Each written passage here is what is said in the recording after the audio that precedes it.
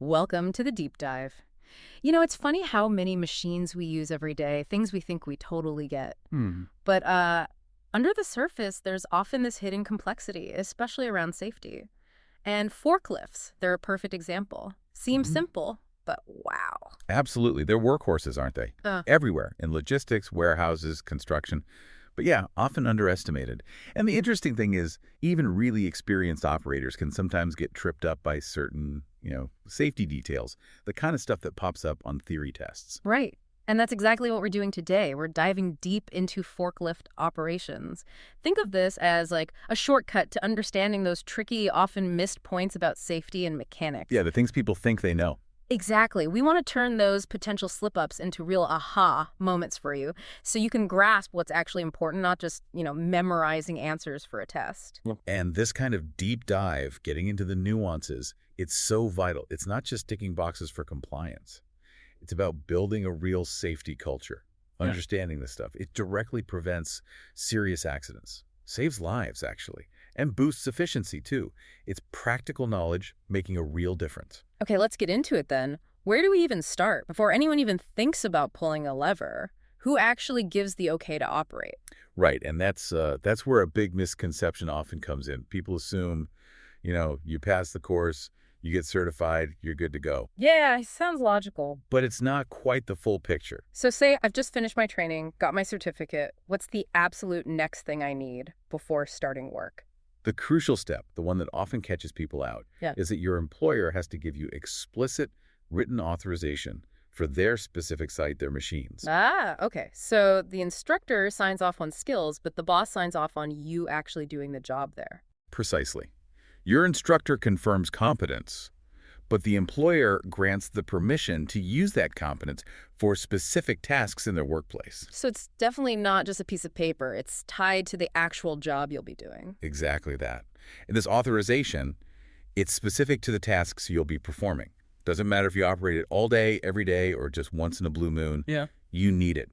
Trying to operate without it, that could mean getting fired, and it might even invalidate your certification. Wow. It really highlights the employer's responsibility, making sure operators aren't just trained, but officially approved for specific duties. It's a key legal thing and a practical safeguard. That makes total sense now, like having a driver's license, but the company still needs to say, okay, you can drive our truck for this delivery. But speaking of responsibility, is it all on the employer? Or does everyone on site have a role in safety? Yeah, good question. And this points to something fundamental in health and safety law. It's definitely not just the employer's job. Oh, really? So it's not just orders from the top. Not at all. The legislation actually puts responsibility on every single person on the premises. Seriously, everyone. From the top boss down to the brand new hire. Okay. Each person has a duty to look after their own health and safety. And this is critical to the health and safety of anyone else affected by what they do or don't do. So you have to cooperate. Yes, actively cooperate with the employer to meet all the legal requirements. It creates this whole environment of shared watchfulness. Everyone's looking out for everyone else. Ah, so it really is a team game. What you do or don't do impacts everybody. Okay, shifting gears from people to the machine itself. Before you even think about moving an inch, what's the absolute first priority for an operator? The machine's condition. Yep. Simple as that. Your number one concern always must be, is this forklift safe and working properly? And that means doing a thorough check before you start. Like a pre-flight check? Exactly like a pilot's pre-flight check. You do it at the start of every single day or every shift, whichever comes first. It's non-negotiable. A pre-flight for a forklift. I like that. Yeah. So what are you actually looking for in this check? Just really going over it. Checking the tires pressure, any damage, looking at fluid levels, oil, water, hydraulic fluid, scanning hard for any leaks. And then you test the critical stuff. Brakes, lights, horn, steering. Right. And the beauty of doing this every time is it's not just box ticking, it's proactive. You catch small things, a slow leak, a slightly soft brake before they become massive hazards. It ensures the machine is genuinely ready. That's a great point. Catching something small early avoids a potential disaster later. But what about when things are clearly wrong? What are those absolute red flags that mean stop, do not operate? Okay, 3 immediate serious ones. Any leaks from the fuel system, a brake pedal that feels spongy or goes way down, and exhaust fumes that actually make you feel unwell, those are stop right now signs. Got it.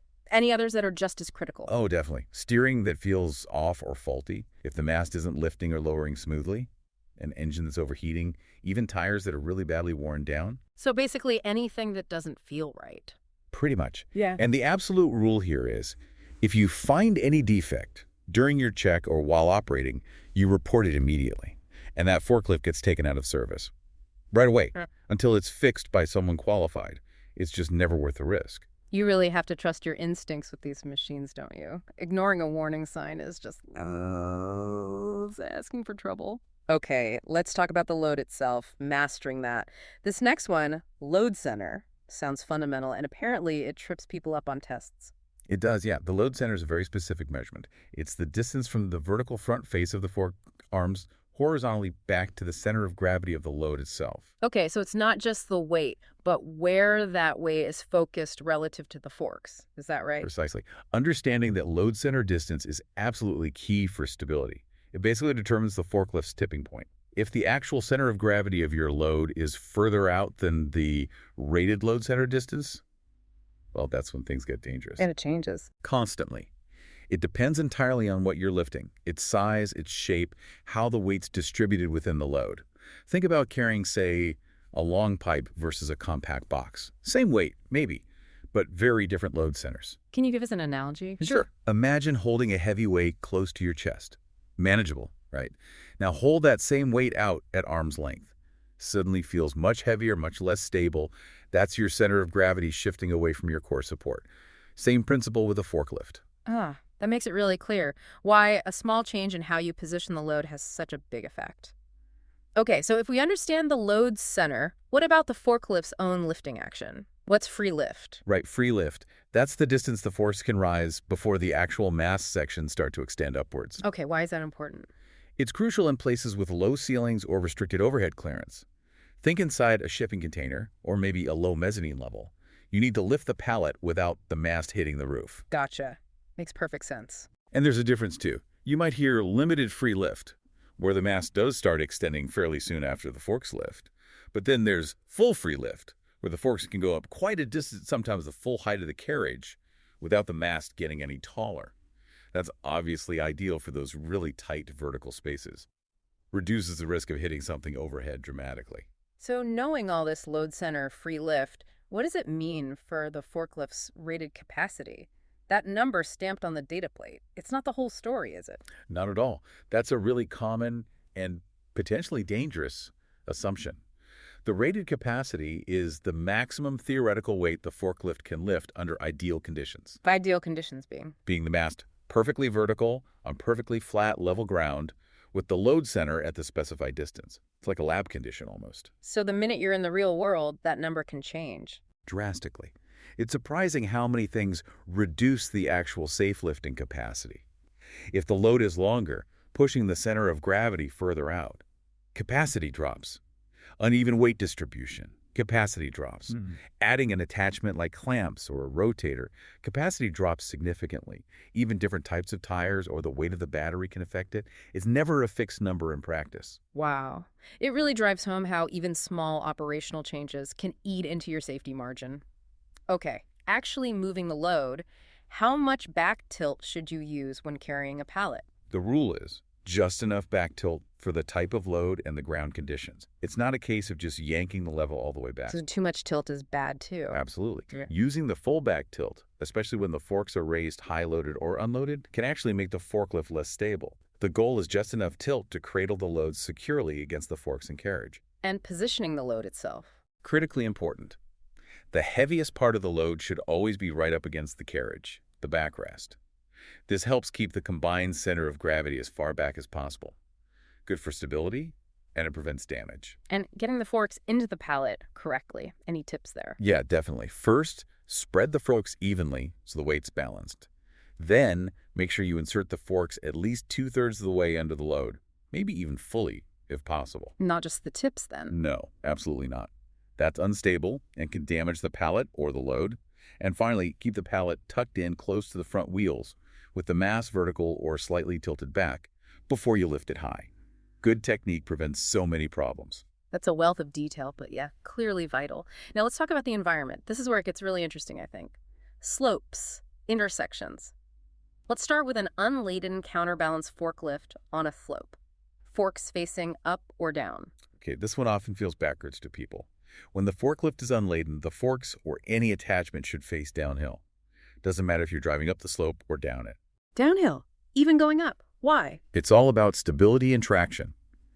By keeping the forks downhill, you maximize the effect of the counterweight, keeping the machine stable on the incline. You should also have the forks just high enough to clear the ground, be in low gear, and go slow. Physics dictates this is the most stable configuration for an unladen truck. Okay, I think I get that. So, what happens when the forklift is loaded and you're on a ramp, say 10% grade or steeper? Does the rule flip? It flips completely.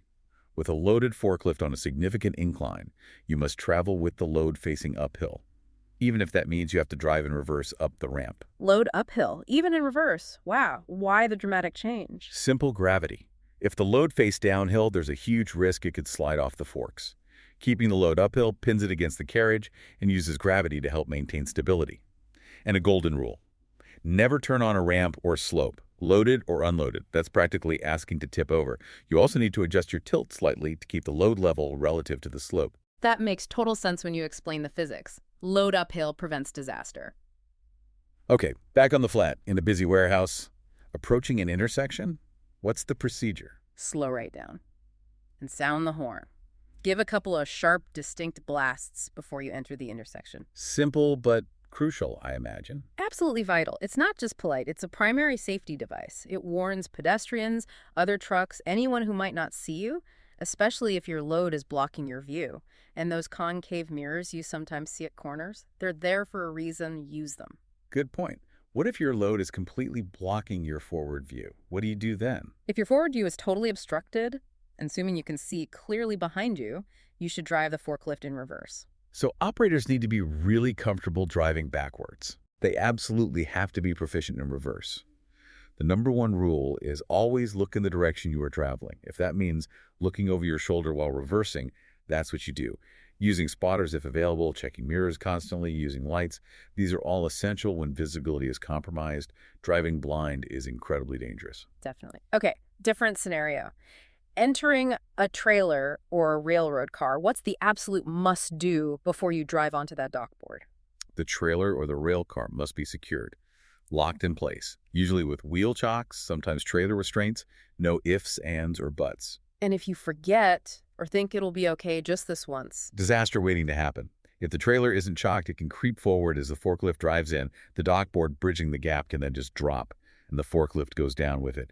It's a horrific, but sadly not uncommon, type of accident. Totally preventable with chocks. That's a chilling reminder. What about loading, say, a curtain-sided lorry or a flatbed? Are there specific checks before you start? Yes, there are 4 key things you need to verify. 1, check the lorry's brakes are on and the wheels are properly chocked. 2, inspect the lorry bed itself. Is it safe, level, wide enough? Are the curtains tied back securely out of the way? 3, know where the lorry driver is. Make sure they're somewhere safe, clear of the operation. 4, if it's a semi-trailer not connected to a tractor unit, you must ensure a trailer support stand is placed under the front. Again, each step preventing a specific potential failure. Makes sense. Last one for this section. Ground conditions. How much impact do they really have? A huge impact. Things like bad weather ice, rain making surfaces slippery, or just loose gravel or uneven ground, common on construction sites. These can make a forklift incredibly unstable. How so? You lose traction, lose adhesion. Okay. That affects your braking distance, your ability to turn safely, even acceleration. Plus, rough ground can shake the truck violently, potentially damaging the forklift itself, or worse, destabilizing and dropping the load. You have to adapt your driving significantly for poor ground conditions. Okay, let's pull back a bit. Beyond the hands-on stuff, there's this framework of rules. What exactly is an approved code of practice, or ACOP? Right, ASOPs. Think of them as official guidance with special legal status. They give practical advice on how to comply with the requirements of health and safety law. So if the law says something general, like ensure equipment is safe, the ACOP will provide specific, detailed examples of how you can achieve that for, say, forklift maintenance or training. So it's not the law itself, but it's the recognized way to meet the law's requirements. Exactly. While technically you can comply with the law in other ways, if you follow the guidance in the ACOP, you'll normally be doing enough to comply with the law on those specific matters.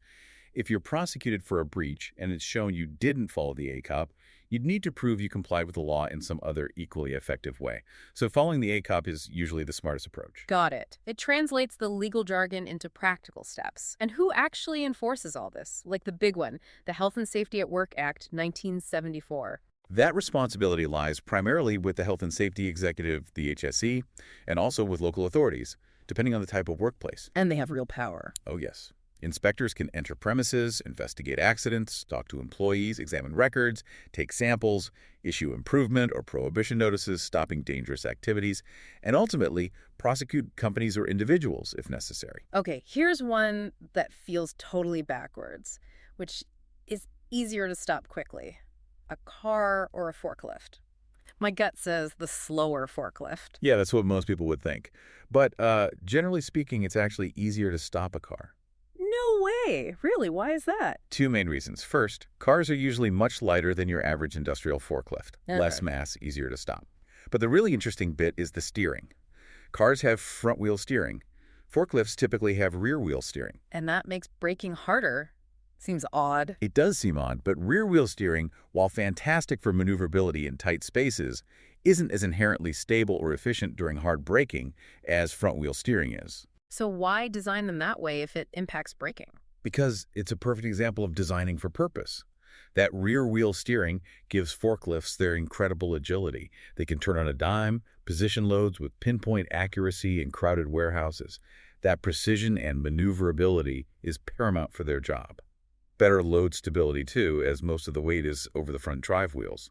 So the braking is adequate for the speeds they operate at, but the steering design prioritizes their core function, lifting and placing loads precisely. It's a fascinating design trade-off. That really is an aha moment, designed for function. Okay, quick one. The horn.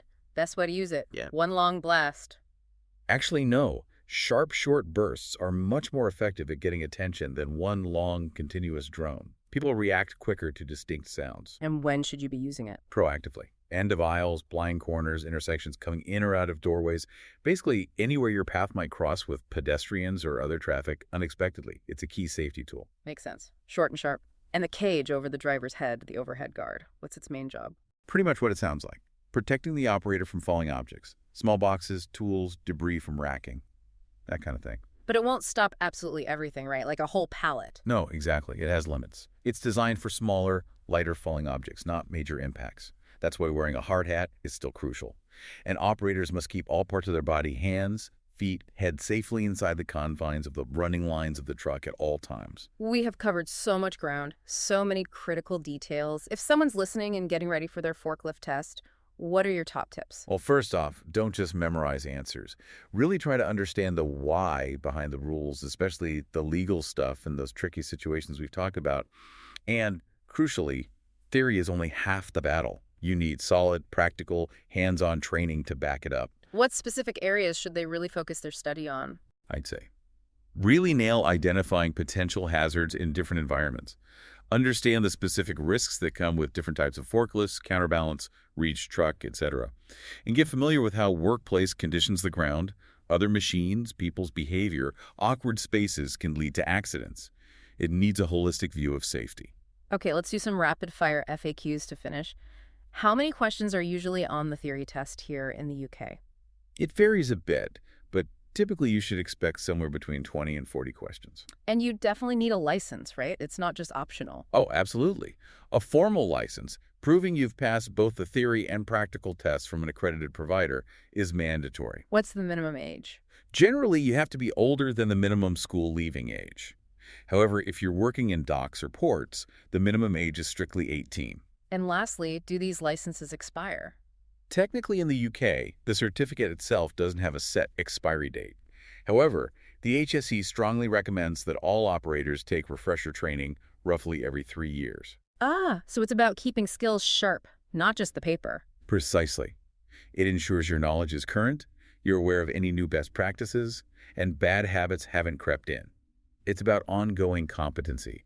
These are the practical things that really wrap up that full understanding. That was a fantastic deep dive. We really got into the weeds there, moving way past just reciting rules to understanding why they matter, how all these details add up to keep everyone safer and things running smoothly. Yeah, I agree. From knowing who gives the okay to operate, to everyone sharing responsibility, even understanding why a forklift stops like it does, Yeah. these aren't just facts. They're fundamental safety principles. Ignoring them has real consequences. Definitely. And thinking about all this detail for something like a forklift, it does make you wonder, doesn't it? What other everyday tools or tasks do we just take for granted? Where maybe digging a little deeper into the safety side could give us some really valuable insights for our own lives. That's a really interesting thought to leave people with. Well, thank you for joining us on this deep dive into forklift operations. We hope you feel better equipped with this crucial knowledge. We'll catch you on the next one.